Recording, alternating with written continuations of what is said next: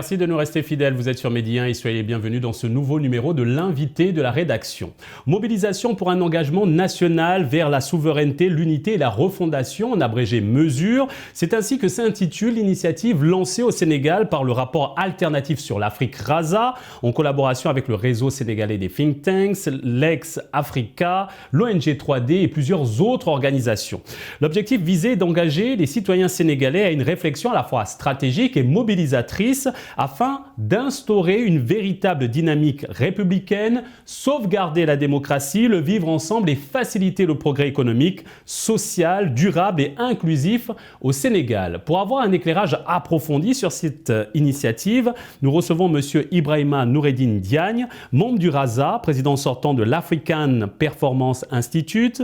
Vous êtes expert des questions économiques et vous êtes aussi très impliqué dans les questions liées à la promotion du digital au Sénégal et en Afrique. Monsieur Diagne, c'est un plaisir de vous recevoir. Le plaisir est pour moi, merci. D'abord, comment décrivez-vous la situation actuelle du Sénégal sur le plan politique, économique et social ? Alors, le Sénégal aujourd'hui, sur le plan politique, est un pays assez tendu. Nous sortons d'élections qui ont plus ou moins partagé l'électorat en deux blocs et nous ne sommes pas habitués à justement ce type de confrontation. Donc, nous voyons à travers les médias qu'il y a une atmosphère très tendue et que cette atmosphère tendue ne correspond pas aux exigences et aux urgences justement sur le plan économique auxquelles nous faisons face. Vous savez qu'à la fois la crise en Ukraine et la sortie du Covid ont apporté une inflation très importante, laquelle inflation est importée dans notre pays. Et donc nous avons un défi économique très important. Lequel défi économique impacte le social justement parce que quand la vie coûte cher, le Sénégalais moyen est également sous tension. Donc aujourd'hui nous avons une cartographie qui nécessite de la mesure. Et c'est tout le sens de l'initiative pour pouvoir justement recadrer le Sénégal et le mettre sur la bonne voie. Vous avez constaté que depuis plusieurs mois, l'espace public, et vous venez de le dire, en particulier le champ politique, est traversé par de nombreuses mutations qui risquent de fragiliser les fondamentaux du vivre ensemble des Sénégalais. Qu'est-ce qui a conduit à la fragilisation de ces fondamentaux ? Je pense qu'il y a eu quelque part la démission de ce qu'on appelle la société civile, mais pas au sens initial du terme. Mais en fait, le peuple s'est érigé en spectateur des acteurs politiques. Et les acteurs politiques sont dans une compétition et c'est tout à fait normal que cette compétition-là, il ne se fasse pas de cadeaux. Mais cette compétition ne doit pas consommer la stabilité, la paix et le vivre ensemble des Sénégalais. Et c'est parce que cette société civile ne s'est pas peut-être suffisamment rendue active qu'on a totalement ignoré ce qu'elle pouvait faire pour pacifier le pays. Et c'est le sens de cette nouvelle initiative que nous portons. Selon vous, les institutions sont aujourd'hui désacralisées par leurs tenants comme par ceux qui les contestent. En tant qu'intellectuel, quelle analyse en faites-vous ?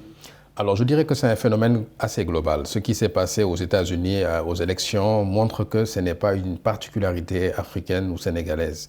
Les institutions perdent de leur force parce que la mondialisation a atteint un niveau où finalement les gens comprennent que le vrai pouvoir n'est pas forcément là où ils pensent qu'il est. C'est le pouvoir économique aujourd'hui qui domine en fait la vie des nations. Et c'est cela qui désacralise les institutions. Maintenant, si on en vient au Sénégal en particulier, c'est également l'exercice de la justice. Vous savez, le droit c'est une chose, la justice en est une autre. Parce que vous et moi, nous ne connaissons pas le droit. Même si on nous dit nul n'est censé ignorer la loi, nous n'avons pas en mémoire les textes de loi. Mais nous savons reconnaître la justice. Et donc c'est important dans le symbole que la justice soit toujours responsabilisée en sachant que la manière dont elle est dite détermine la paix et la stabilité dans un pays. L'initiative de mettre sur pied ce cadre d'échange et de réflexion est le prolongement des débats tenus dans le cadre du RASA et par la suite les organisations citées dans le communiqué qui ont porté l'initiative. Comment est-ce que MESURE compte s'y prendre pour déjà relever le niveau des débats et échanges dans l'espace public ? D'abord, il faut rassurer les acteurs politiques parce que souvent, quand une initiative de cette nature naît, on a besoin de la figer dans le camp du pouvoir ou dans le camp de l'opposition. Les membres du RESA appartiennent à toutes les familles politiques. Vous avez les acteurs du pouvoir, vous avez des acteurs de l'opposition, mais ce que nous avons en commun, c'est la passion que nous avons pour ce pays et la volonté que nous avons de lui apporter des solutions durables pour que justement chaque citoyen soit épanoui. Donc nous voulons pacifier d'abord l'espace politique parce qu'actuellement on sent quand même beaucoup de tensions et même de l'agressivité entre acteurs politiques. Et ce n'est pas la demande, ce n'est pas une commande du peuple sénégalais.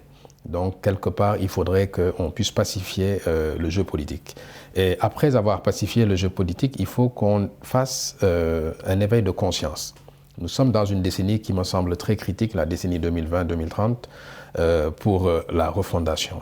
Toutes les nations sont en crise d'identité, crise de valeurs. Comme je vous l'ai dit, le pouvoir économique aujourd'hui prend de plus en plus de place.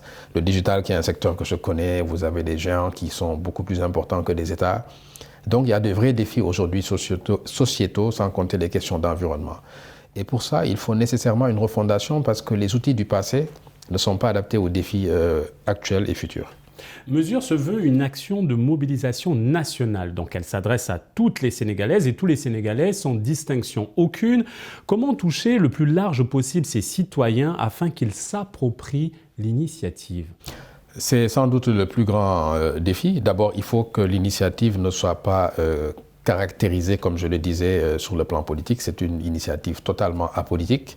Et au sein de l'initiative, il y a des gens qui sont des acteurs politiques, mais de tous bords, ce qui prouve que donc ce n'est pas une initiative de cette nature.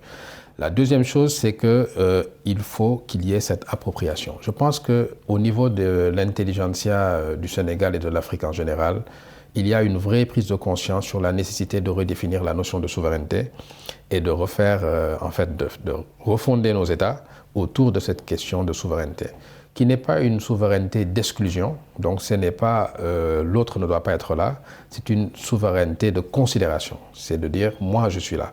Et ça, c'est un travail de longue haleine, de prise de conscience, qui a sans doute été effectif au moment des indépendances, où on avait un sens du nationalisme très prononcé, et qu'on a perdu au fil des ajustements structurels et des alternances qui se sont succédées. Vous souhaitez un renouveau démocratique et un nouvel élan pour le Sénégal. Quelles recommandations préconisez-vous pour atteindre ces objectifs ? Alors, nous sommes au stade du lancement de l'initiative. Aujourd'hui, nous n'avons pas écrit un document stratégique pour pouvoir apporter une réponse précise, mais je peux vous donner ma perception en tant que membre de l'initiative de façon concrète sur la manière dont on peut porter cette refondation.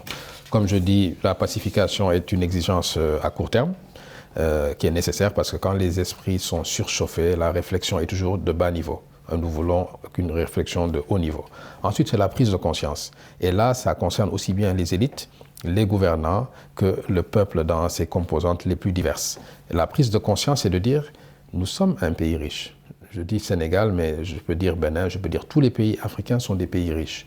Mais ils sont organisés pour que la richesse ne profite pas aux classes populaires, on va dire. Et aujourd'hui, il s'agit de se dire que ce n'est qu'un problème d'organisation. Les gouvernants ont l'intelligence de pouvoir organiser les richesses pour qu'elles puissent atteindre tous les niveaux. Mais il faut qu'il y ait une nouvelle impulsion, une nouvelle prise de conscience. Et donc, pour moi, tout passe par un travail d'abord de sensibilisation et de conscientisation. Comment comptez-vous mettre toutes les parties visées par cette initiative autour de la table et les faire converger vers vos idéaux ? Déjà, vous serez surpris de savoir qu'en une journée, l'initiative a cristallisé plus de 300 personnes qui sont quand même de tous bords, comme je vous l'ai dit, des acteurs politiques, comme des acteurs de la société civile, comme des universitaires. Donc, tout le monde est en attente de solutions qui ne viendraient pas des chapelles politiques comme on a l'habitude de l'attendre de ces chapelles. La vraie question, c'est quelle légitimité on peut avoir pour apporter des idées, lesquelles idées pourront transformer et refonder l'Afrique. Et c'est une question à laquelle je n'ai pas une réponse concrète, mais déjà comprendre que le défi se trouve à ce niveau-là, c'est la moitié de la résolution du problème.